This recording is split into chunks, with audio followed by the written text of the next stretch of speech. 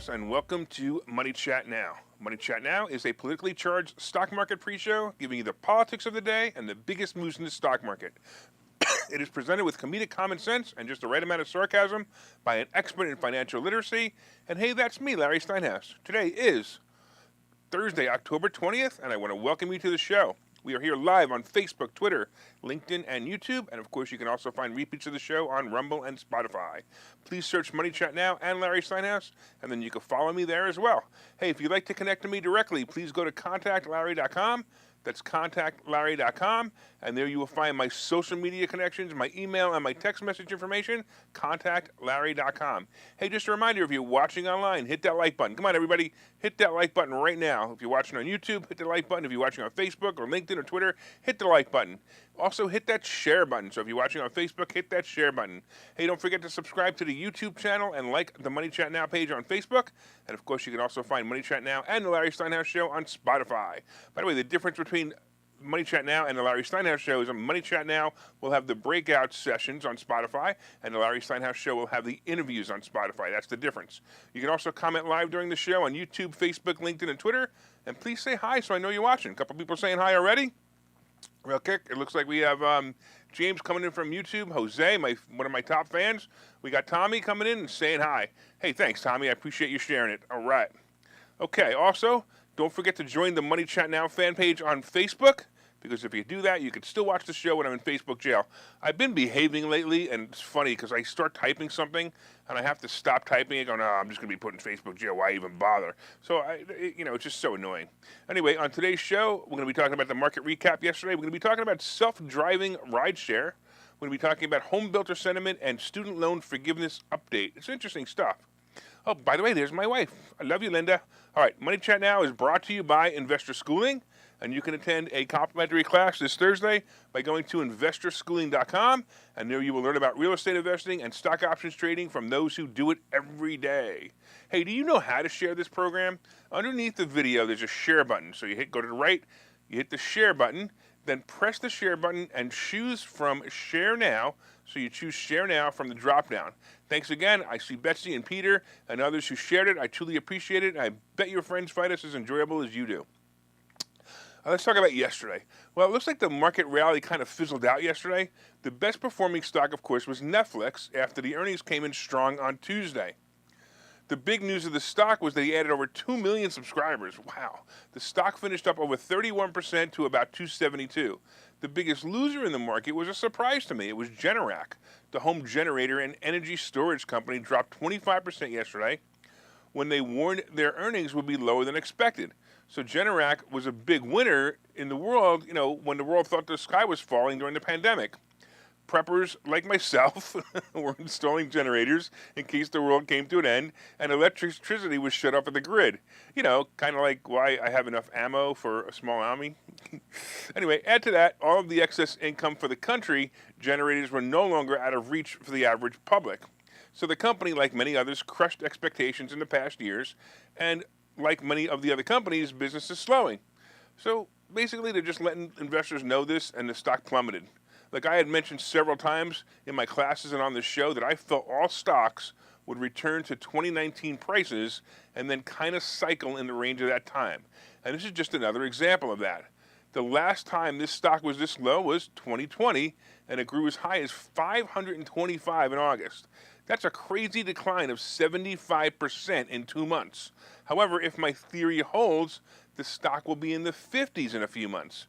So speaking of going back to 2019 theory, there are 2 stocks that are glaring violations of this theory.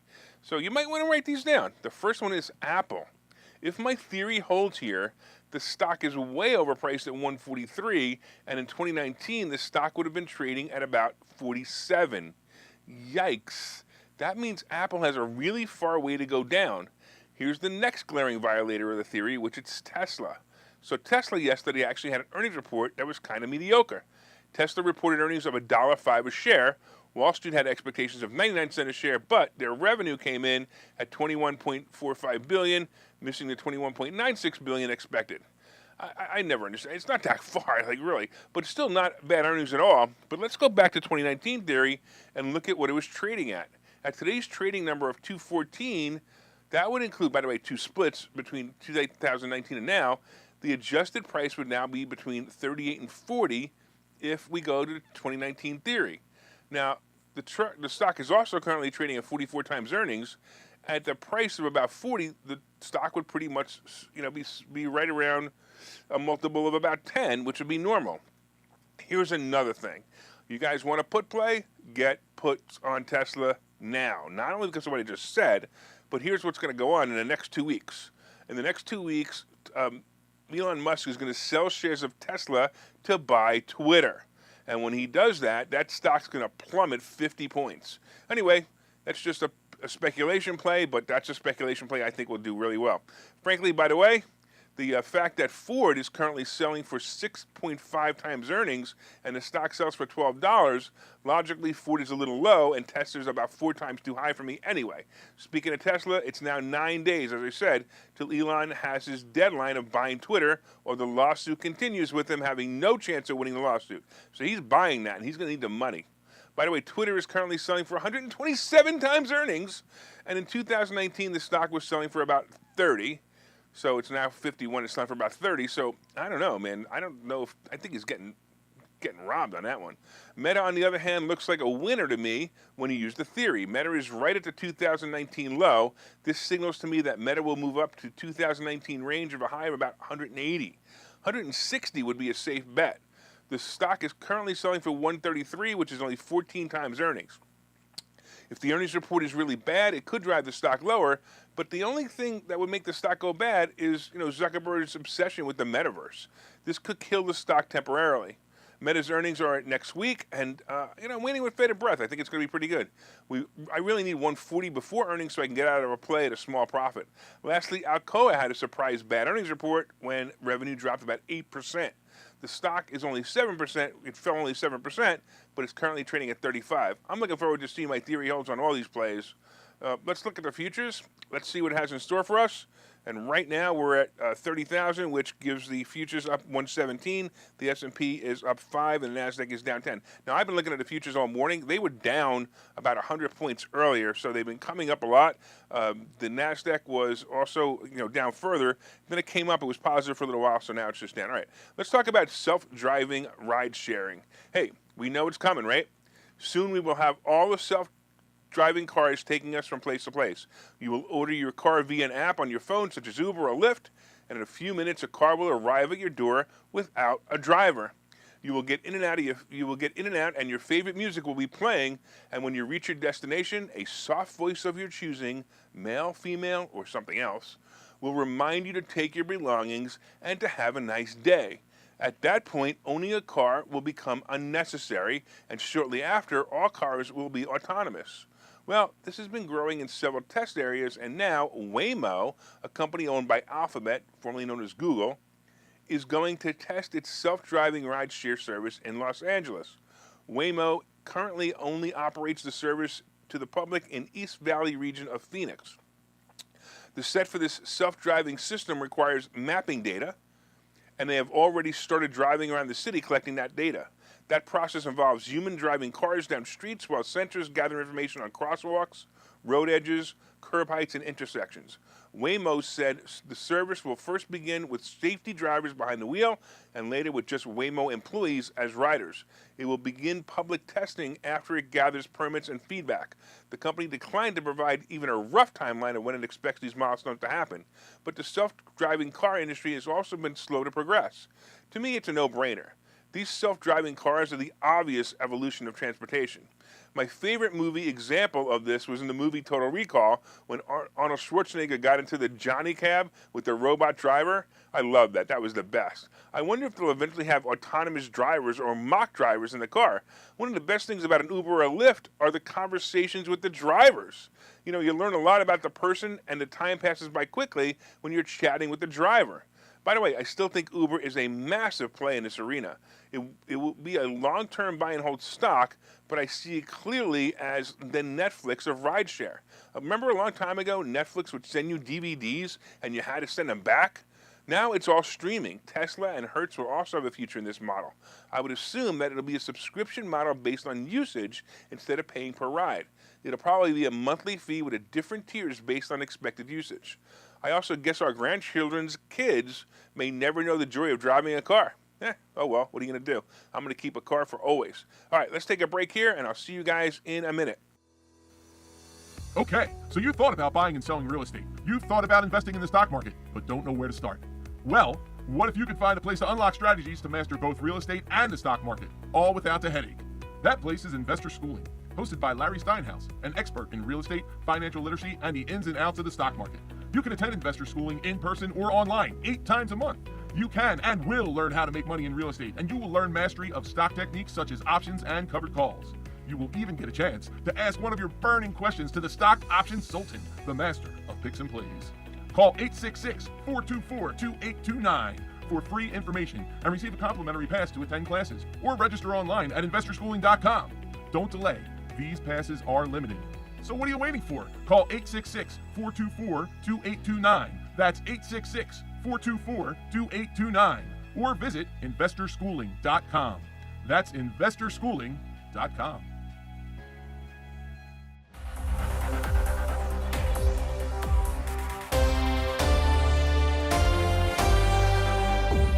All right, welcome back to Money Chat Now. I am your host, Larry Steinhouse, and if you'd like more information on investor schooling, of course, you can go to investorschooling.com or call 866-424-2829, 866-424-2829. I'm telling you right now, you want to come tonight. We're going to be doing a special on, we're going to be presenting to you the worst landlord. Seriously, the worst landlord will be telling you his stories. So come there and see it, because if you want to invest in properties, you're going to learn all the things not to do by listening to the worst landlord. All right, we're also live here on Facebook, Twitter, LinkedIn, and YouTube, and you can also find repeats of the show on Rumble and Spotify. Please search Money Chat Now and Larry Steinhouse on Spotify. Like I said before, like and subscribe there. And if you'd like to connect to me personally, go to contactlarry.com.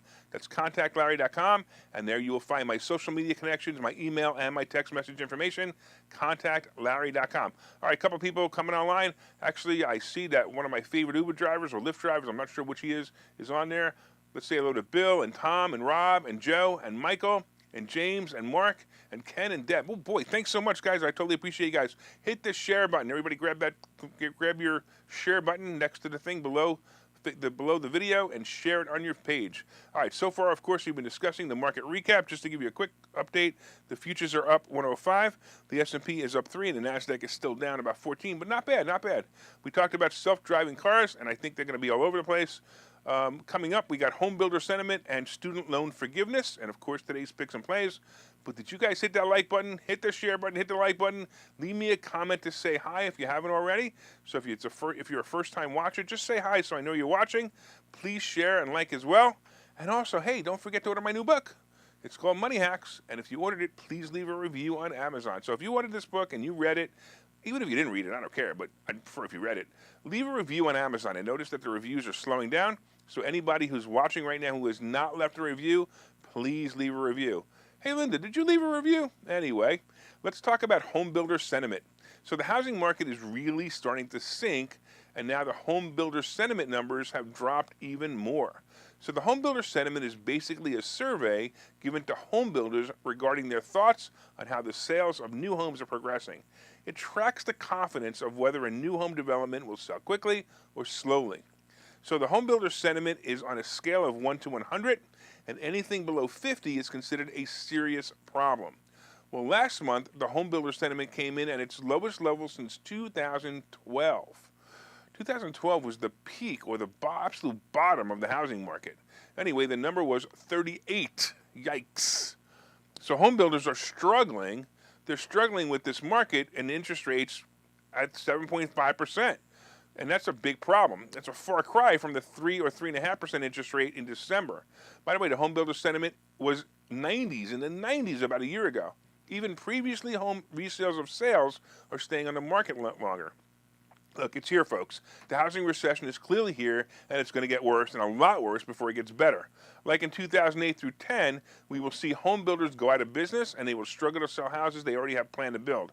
You know, in the 2008 to 2010 era, we saw a lot of prominent builders go bust and never recover. We saw the stocks of these companies, the ones that survived, plummet as well.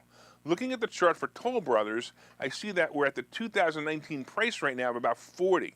The problem is that the price of the stock in 2008 to 2014 traded at about 20.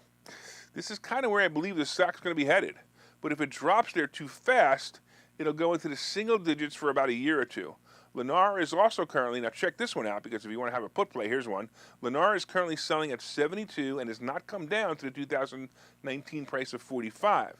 This is definitely a short play because the 2008 to 2013 price was also about 20, and right now it's 72.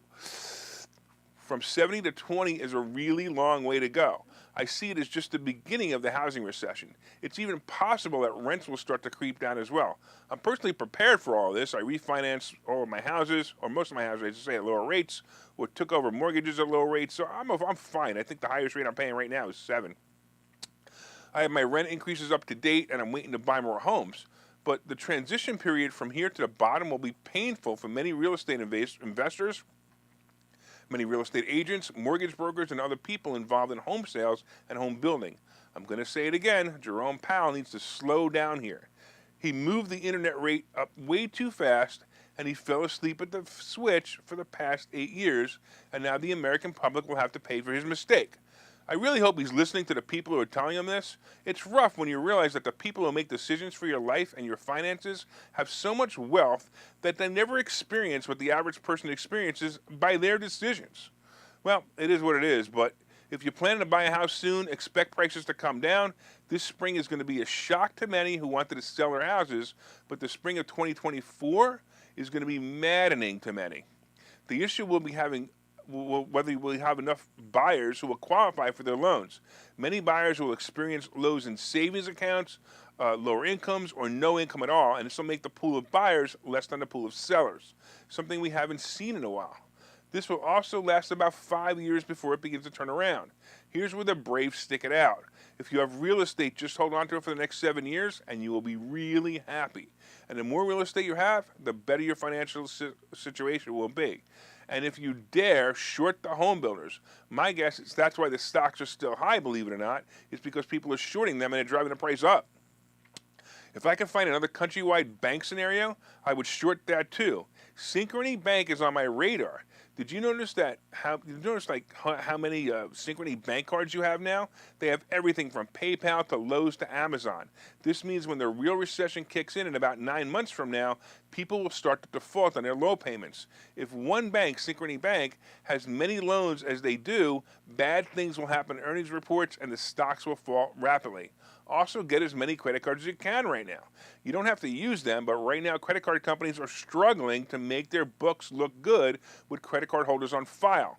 In about a year, the credit card companies will be pulled back, and many may even lower your credit limits. Don't get stuck with low limits because you didn't prepare. I notice more and more offers are coming to me, and I notice more and more cards are being approved to me faster. Take advantage of the time and take advantage of this knowledge, and come see me in Investor Schooling. I'm going to teach you how to do it. All right, real quick, let's get into student loan forgiveness. So here's an update on the illegal student loan forgiveness program that Biden introduced. By the way, you want to know why it's illegal? Well, Biden abused his power with the COVID Emergency Act to issue the dictatorship-type offering. Normally, this would have been voted on in Congress, but, the Democrat Party has learned over the past 3 years that the Constitution can be bypassed with the COVID emergency powers. Oh, by the way, did you know that the COVID emergency powers have once again been extended to January 11, 2023? Yep, I hear you screaming at the screen saying, but didn't Biden declare COVID was over? Well, clearly, the people he didn't run this by his handlers, and the people the people who handle him didn't know, and they're really upset about it. So they decided to extend the COVID emergency powers.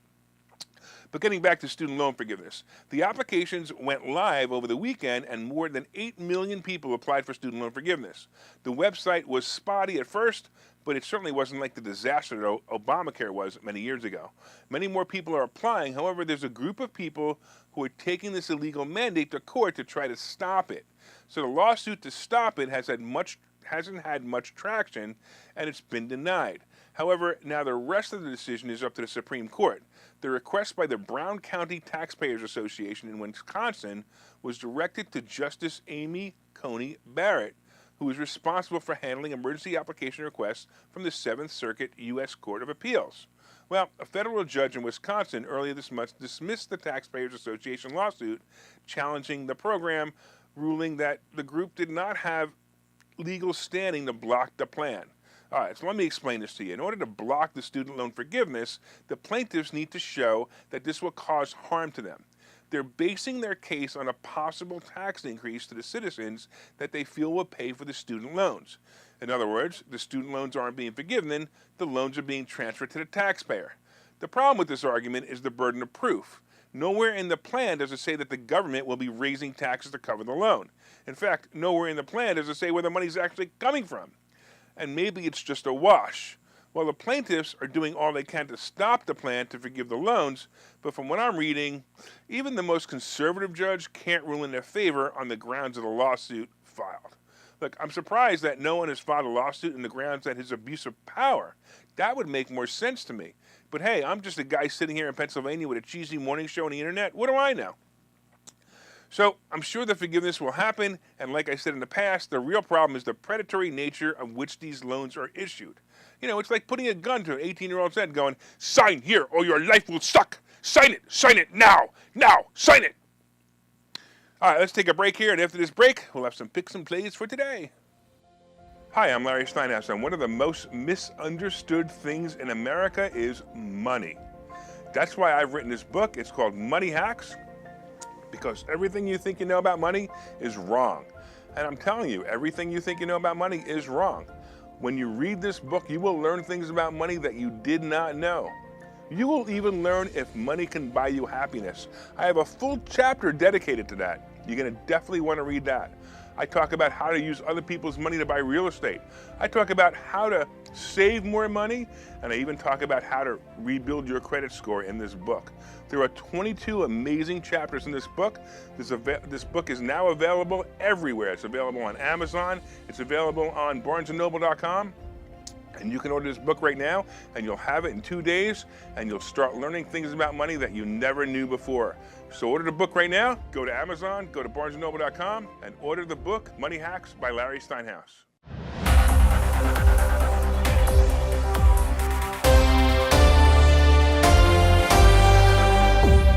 All right, welcome back to Money Chat Now. I'm your host, Larry Steinhouse. And of course, if you'd like to be a sponsor on this show, come on, be a sponsor on this show. Your name and product will be delivered to hundreds of loyal listeners. Actually, I was talking to a possible sponsor last night, which is a big bank that I often tell you guys about, and I'll let you know if that comes true. Anyway, as you know, we're expanding our base every day, and if you'd like to get your product or service out to my audience and help keep the show in the air, I'd love to have you as a sponsor. Just reach out on Messenger or contact me at contactlarry.com. And by the way, don't forget to go to the Spotify channel, and don't forget to subscribe to the channel, and you can listen to all the reports. If you want to break that last report out, you can, and you can actually listen to it one at a time in your car. Look up Money Chat Now on Spotify and subscribe.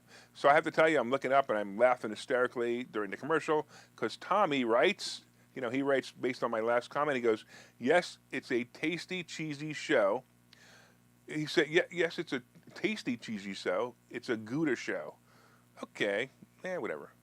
I guess it was funny when I read it. Michael, thank you for the LGB. I appreciate that too. And Peter, I'm going to say hi to Peter, who haven't said hi to. All right, so far, we talked about the market going up. The futures are now 105. The S&P is up 3, and the Nasdaq is still down 10. We talked about self-driving cars, and that's coming. We talked about home builder sentiment and student loan forgiveness. I don't think these guys are going to win the case, but honestly, I don't really care. It's not going to affect us much. Don't worry about it. Coming up, we have today's picks and plays. Don't forget to hit the like button, and don't forget to hit the share button. So everybody watching this show right now, hit the like button. Just like it's applause. Come on, it's an applause to me. Hit that like button. Tell all your friends about the show. Let them know it's both entertaining and educational. And please share it on your page or in groups that you feel will enjoy the show. All right.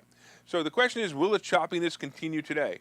I was afraid Monday night might be a bear market trap, and it's possible. We'll have to see. The only thing is that earnings season is still in full swing, and most of the earnings are doing well. We actually saw AT&T come in strong this morning, so that's also awesome. Tesla was a disappointment, however. The guidance still looked good after Musk said they were in full production. I still think it's a put play. Anyway, the notable earnings today also, again, will be Philip Morris. AT&T came in already. Walmart I haven't seen yet, and all these will happen before the bell. So it may just help boost the market. Next week, we will have some of the best names. I'm looking forward to it. Once again, Make your picks into earnings. Don't buy anything that's less than 10 days before earnings. It's going to be a little rough if you get it too early. I mean, too late.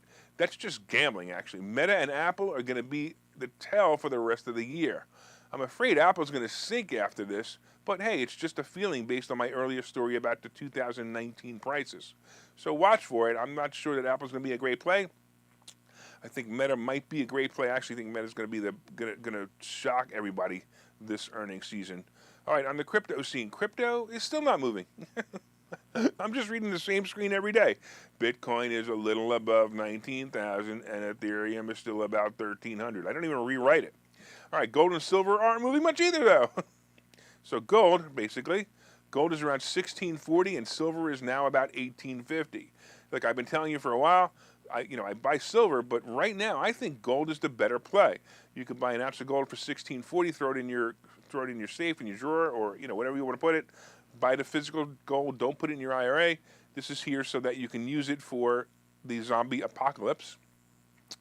And that way you can use it to trade it for other goods. And that's what I think you should do. There's something called a gold candy bar. Look this up. It's something called gold candy bar. You can break off little pieces of gold, and you can use that to trade. I have a couple of those. I think they're kind of cool. The Treasury bond. So the Treasury bond right now is 4.18%. It looks to me to be steadying above 4. Now, I realize that you guys don't get it, but if you remember, I really want it to happen. I want it to stay above 4 so Wall Street gets used to it. I'm not real happy about it being over 4, but I'm happy that Wall Street will get used to it so the stock market will start to ignore it. The average mortgage loan price is still now a fraction over 7.5%. Oil is about 87 of a barrel, and it's creeping up again, and the average gas price is about 3.83, down 5 cents from yesterday. Don't forget, this is because Biden's stealing more reserves to lower gas prices for the midterm elections. Expect gas to be back in the 5 range shortly after the midterms, no matter which way the midterms go.